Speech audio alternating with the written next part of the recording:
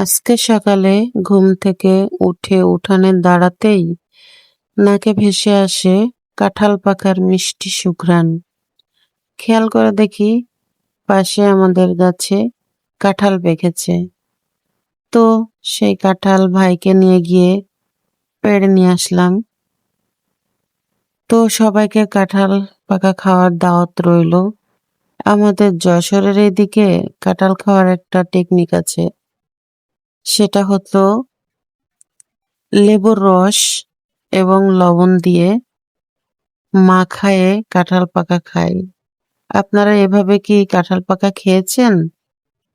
আমার খুব ভালো লাগে এভাবে কাঁঠাল মেখে খেতে।